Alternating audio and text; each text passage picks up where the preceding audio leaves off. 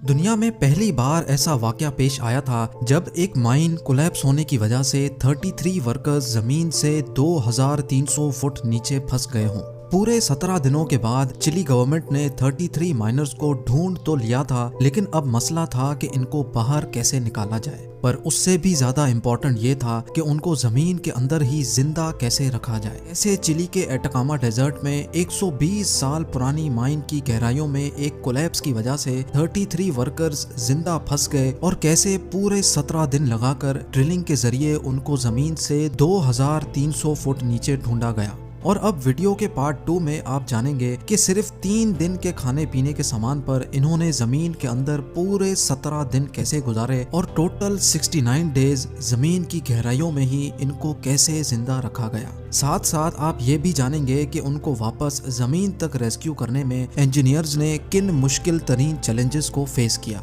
तो आइए आगे बढ़ते हैं। Challenge number 6। 17 दिनों की अनथक मेहनत के बाद आखिर अब जमीन के अंदर फंसे माइनर्स की लोकेशन का पता लगाया जा चुका था। अब बारी थी उस 6 इंच के पाइप में सीसीटीवी कैमरा और फोन लाइन डालने की। सारे लोग बेताबी से इस इंतजार में थे कि 17 दिनों से फंसे अपने प्यारों का चेहरा देख सकें। कैमरा में देखा गया कि 33 माइनर्स की हालत बहुत ही खराब थी। शदीद गर्मी और हब्स की वजह से उन्होंने अपनी शर्ट्स उतार रखी थी और कई माइनर्स भूख की वजह से बुरी तरह निढाल हो रहे थे। जब उनसे फोन लाइन पर बात की गई तो उनकी भी खुशी की कोई लिमिट नहीं थी। भूख और गर्मी के मारे जमीन की काली गहराइयों में भी उन्होंने चिली का नेशनल एंथम एक ही आवाज में गाया।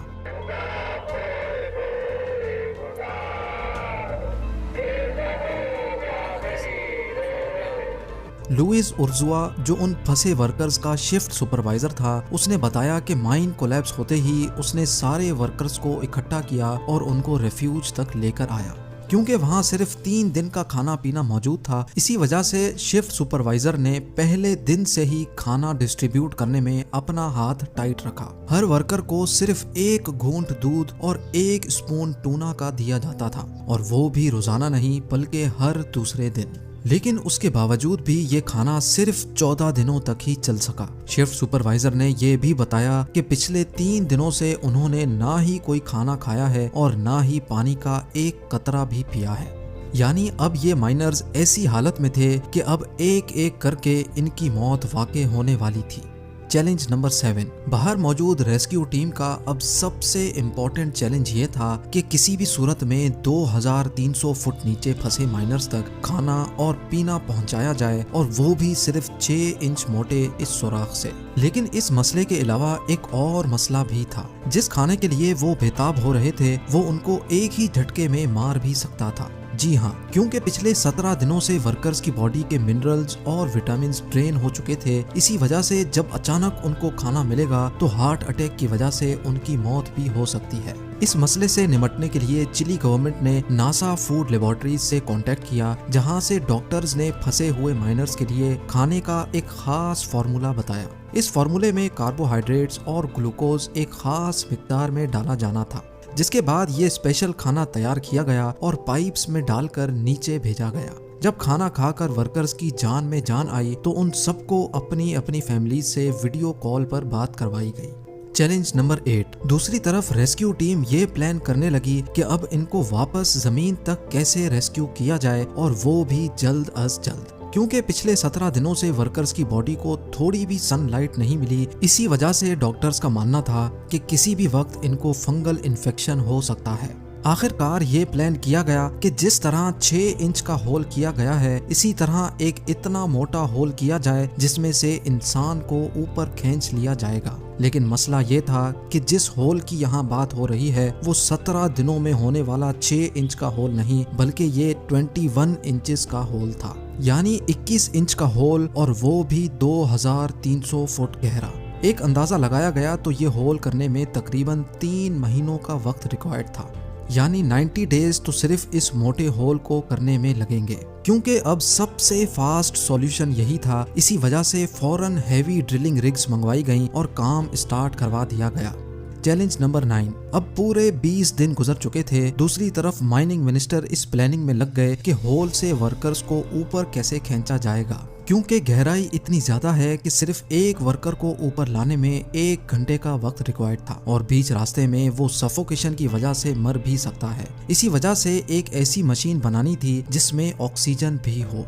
इस मशीन को बनाने के लिए चिली गवर्नमेंट ने एक बार फिर से नासा से राब्ता किया। नासा के स्पेस एक्सपर्ट्स ने एक सॉल्यूशन दिया कि एक कैप्सूल बनाई जाए जिसका डायामीटर होल के साइज जितना हो। इस कैप्सूल में ऑक्सीजन सिलेंडर्स भी लगाए जाएंगे ताकि बीच रास्ते में अगर कैप्सूल किसी वजह से रुक भी जाए तो उसमें मौजूद वर्कर को किसी किस्म का नुकसान ना हो। नासा ने ये कैप्सूल बनाने में कम से कम 2 महीनों का वक्त बताया। जब तक ड्रिलिंग का काम खत्म होगा तब तक कैप्सूल भी तैयार हो जाएगी। Challenge number 10। अब पूरे 26 दिन गुजर चुके थे। एक एक सेकंड इंतहाई कीमती था। माइनिंग साइट पर टीवी चैनल्स 24 आवर्स ब्रॉडकास्ट कर रहे थे और पल पल की खबरें पूरी दुनिया में दिखाई जा रही थी। ड्रिलिंग टीम ने अभी सिर्फ चंद फुट की ड्रिलिंग ही कंप्लीट की थी कि अचानक एक और मसला खड़ा हो गया। ड्रिलिंग टीम जिन हाइड्रोलिक पाइप से ड्रिल कर रही थी वो लीक हो गया और पूरा ड्रिलिंग का काम मेंटेनेंस की वजह से रोकना पड़ गया। ये न्यूज़ देखकर एक और ड्रिलिंग कंपनी ने अलग टेक्नोलॉजी से ड्रिलिंग करने और फंसे वर्कर्स को निकालने की सर्विसेज ऑफर की। तभी ये सोचा गया कि सिर्फ एक ड्रिलिंग से काम नहीं बनेगा बल्कि किसी और टेक्नोलॉजी से ड्रिलिंग का ऑप्शन भी रखा जाना चाहिए। यानी प्लान बी बनाने का वक्त आ चुका था। प्लान बी के मुताबिक हैमर्ड ड्रिलिंग रिग मंगवाई गई जो पत्थरों को प्लान ए वाली रिग की तरह काटेगी नहीं बल्कि ये पावरफुल हैमर से उनको तोड़ेगी और वो भी सिर्फ 1 महीने में। अब पूरे 30 दिन गुजर चुके थे। प्लान बी वाली हैमर्ड रिग ने भी अपना काम शुरू कर दिया और प्लान ए वाली रिग भी एक बार फिर से चल पड़ी थी। Challenge number 11। जब तक ड्रिलिंग का काम मुकम्मल होता चिली गवर्नमेंट ने फंसे वर्कर्स को एंटरटेनमेंट के लिए iPods भेजे ताकि मुसलसल दुनिया से कट जाने की वजह से ये लोग किसी जहनी बीमारी का शिकार ना हो पाए।